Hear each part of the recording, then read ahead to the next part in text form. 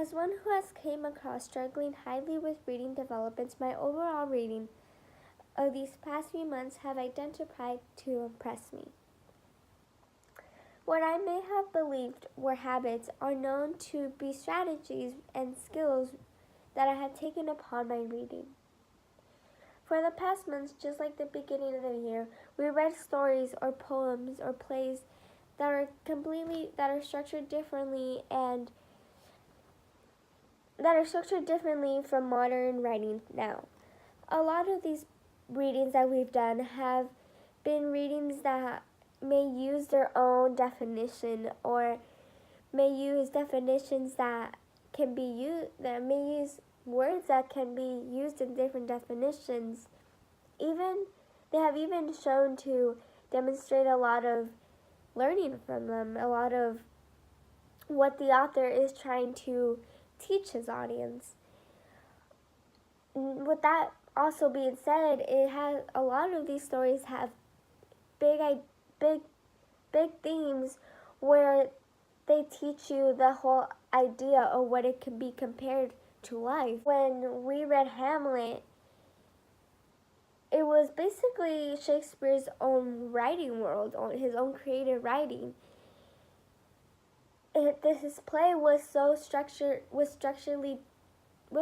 completely different from what we may one may read in a play now.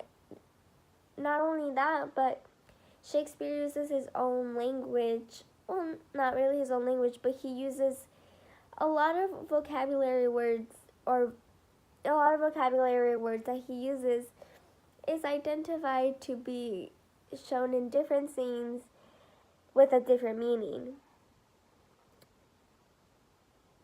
And with the skills that I've taken upon in all my readings, that I realized on rereading, going back, and picturing myself in the writing, it was evident that I was able to identify a lot of the messages and comparisons that the storyline may have.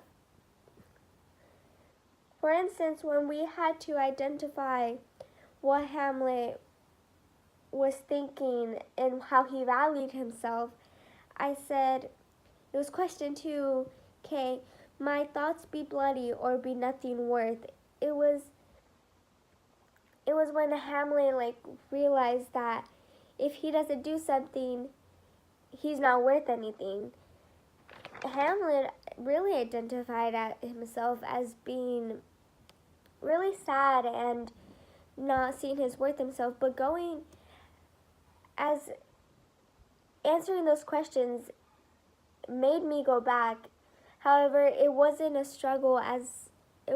big struggle, as I had already gone through those chapters multiple times. To when I got to that question, it was easy to identify. Rereading it and picturing myself as being Hamlet made me believe, and it connected to me to feeling his feelings, which helped develop how I will understand the text later on, with understanding what the characters are going through at that moment. Go further into understanding what will happen in the next scenes or in the next chapters.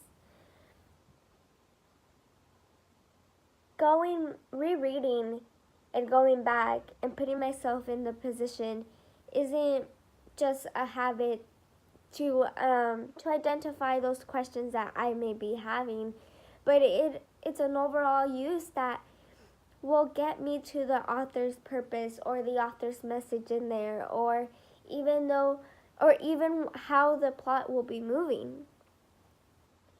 Without understanding what the character itself is feeling or picturing, it is hard to develop what the character will be saying next, as you struggle with, wait, but wasn't he just upset? Wait, wasn't she just mad? Those skills have made the reading from going to difficult too easy. Without those skills, I would have been lost throughout the whole story itself. I would have been really far back. I'm now a reader who is on track, who is able to identify more than they were able to identify in the beginning of the year, or even in the past years. With that also being said, these skills were also incorporated as a rhyme of the Ancient Mariner, because the poem, it was so evident that there was a lot that the audience had to take in themselves.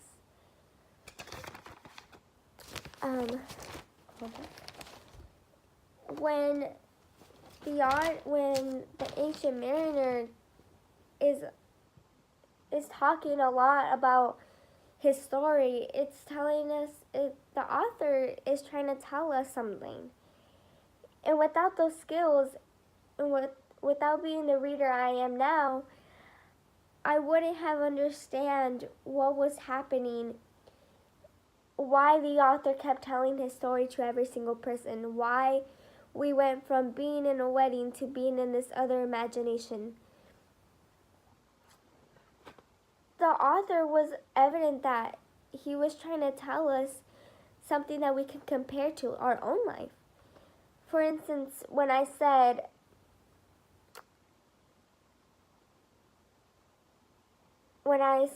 in one of my questions that albatross symbolizes death and curse, the symbological difference is the albatross demonstrates the poem involving evil and corruption. If I didn't know evil and corruption was the albatross, then I wouldn't have been able to identify how the mariner viewed himself. It would also help realize that the tone of who the character is and the tone of the author. The mariner obviously shown to have a lot of grief, have a lot of sorry in his life. Like, he demonstrated a lot that we had to take in. And it's not easy to identify unless you become the kind of reader I am now, where you take these skills and incorporate them in your reading to understand the bigger picture. The mariner tells us his story to teach us that you had to keep telling your story in order to prevent things from happening. If it wasn't for going back and comparing to what I read first and comparing to what I'm reading now, then the identification of what the message of the author is really saying in his poem had never been identified. Not only have I taken upon those two readings, however, in my outside reading book, The Color Purple, it is a story of a young woman, or she's young, of a young woman going through a battle with men. And if I hadn't put myself in her position, the language is completely different. It's not a chapter, it's letters. So each letter is explaining her life. However, the wording is different. And if I wouldn't go back and reread and analyze and put myself in her position, I wouldn't have kept going along with how she's suffering and how she needs to be heard. It is hard to identify these aspects if you just read through it, but if you put yourself in her place, you're able to connect to her emotions and connect to what if that was me. I put myself in the position of what if her storyline was me. And I was able to connect to her feelings and understand who she was. moreover, Calvino, it wasn't until we had read Calvino that I realized as much as these stories are different, they have a purpose to teach a lesson, reflect to the world we live in now. And read Calvino, reading his essay, help identify that reading these classics aren't just to read them. It persuaded me to keep reading and to identify what it's trying to teach us. And from doing all these skills that I've taken in the past, it also taught me how these authors have a structure that will get to a certain place, and how there's a meaning and purpose behind everything. And the author's tone sets a lot of what his essay or his plot is saying. How, for instance, when I said in Calvino's, the author's tone is a manner of being open and tells us what he's capable of doing in one thoughts. However, it does transition from being in a circle where he goes back and forth. However, it just identifies to us that it is a lot of what is being said may have places where you want to go back.